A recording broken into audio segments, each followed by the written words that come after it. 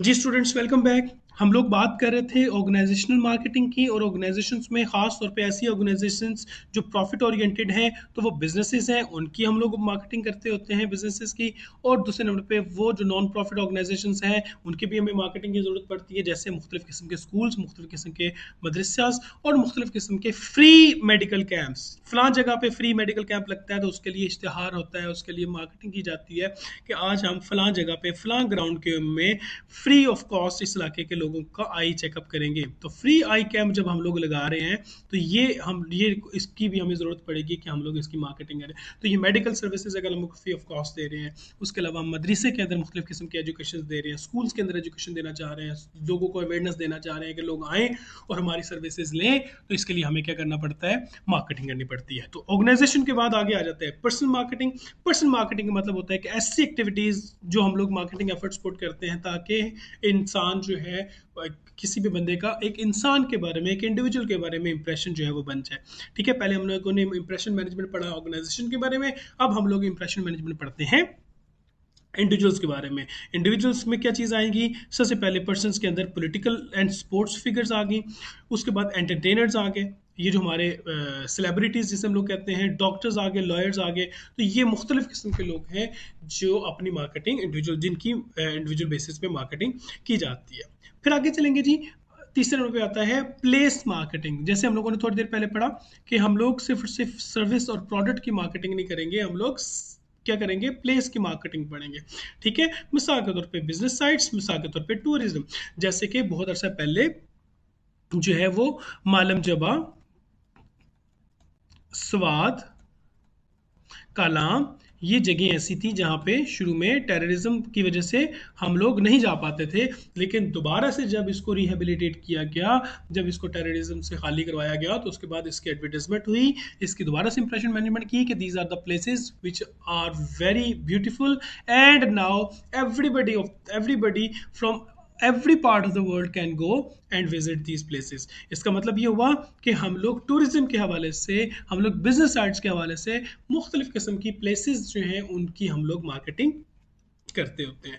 उसके बाद आ जाता है सोशल मार्केटिंग। सोशल मार्केटिंग से मुराद कुछ ना कुछ समाजी रवैये होते हैं, मुख्तलिफ किस्म की नसीहतें होती हैं। ठीक है, मुख्तलिफ किस्म की अच्छी बातें होती हैं जो हम लोग सिखाया करते हैं। मिसाल के तौर पे हम सोसाइटी में अब अवेयरनेस देने के लिए मुख्तलिफ जगहों पे प्लेस कर देते हैं, जनाब यहाँ पे स्मोकिंग नहीं करना चाहिए, स्मोकिंग आपको नुकसान पहुंचाती है। स्मोकिंग के क्या क्या नुकसान है वो हमने जगह जगह पे एड्स वगैरह बना दिए, ये जगह जगह पे इश्तिहारात लगा दिए। तो इससे क्या होगा कि लोगों में अवेयरनेस आएगी कि smoking is something that can cause danger to your health.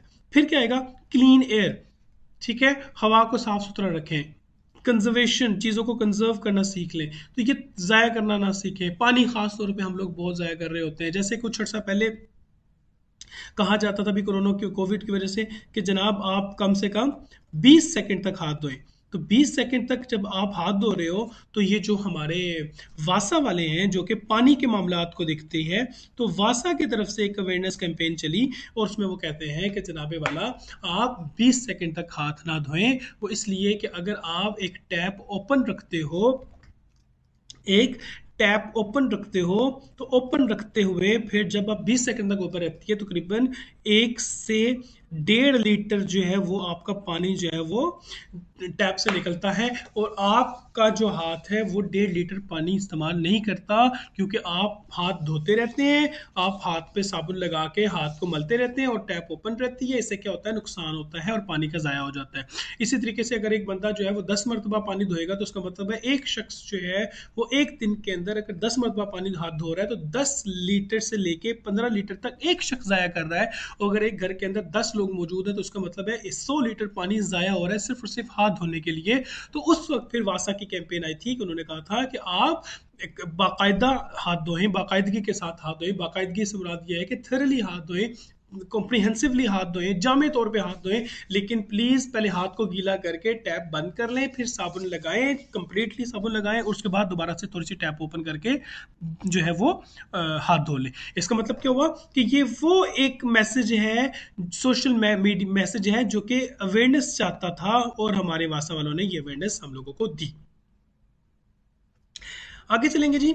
आगे आएंगे इंडिविजुअल प्रोडक्ट सर्विस डिसीजंस। अब इंडिविजुअल प्रोडक्ट या सर्विस के बारे में हम लोग डिसीजन जब ले रहे होते हैं तो हम लोग किस किस्म का डिसीजन लेते होते हैं, ये बहुत इंपॉर्टेंट होता है कि जब हम कोई प्रोडक्ट बना रहे हैं और हम लोग मार्केट में कोई प्रोडक्ट लॉन्च कर रहे हैं तो हम लोगों ने देखना है कि हम लोगों ने कौन कौन सी चीज़ें अपने माइंड में रखनी है। तो सबसे पहले देखना ये है कि प्रोडक्ट की एट्रीब्यूट्स क्या है। प्रोडक्ट के एट्रीब्यूट से मुराद प्रोडक्ट के फीचर्स क्या हैं। प्रोडक्ट फीचर से मुराद प्रोडक्ट की क्वालिटी क्या है। प्रोडक्ट जो है वो कौन कौन से फंक्शंस जो है वो परफॉर्म करेगी। ये तमाम की तमाम चीज़ें जो है वो हम लोगों ने सोचनी होंगी, देखनी होंगी जब भी हम कोई प्रोडक्ट मार्केट में लॉन्च कर रहे हैं। जब हम लोगों ने प्रोडक्ट के एट्रीब्यूट्स बना लिए हैं तो फिर देखना है प्रोडक्ट को नाम क्या देना है, प्रोडक्ट को डिज़ाइन क्या देना है, ब्रांडिंग करनी है हम लोगों ने, ठीक हो गया।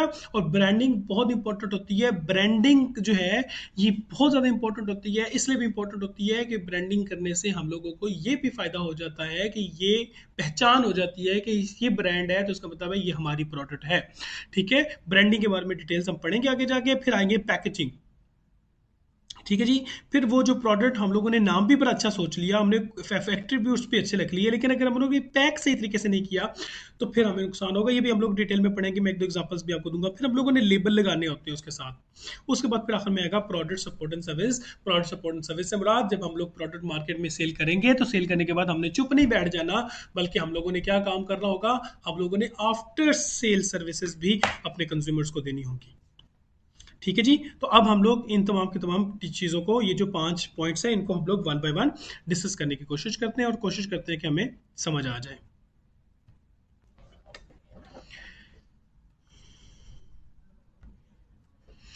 अच्छा जी, तो सबसे पहले देखेंगे कि प्रोडक्ट की एट्रीब्यूट्स। जब हम लोग प्रोडक्ट एट्रीब्यूट्स की बात करते हैं तो इसका मतलब होता है प्रोडक्ट के फीचर्स।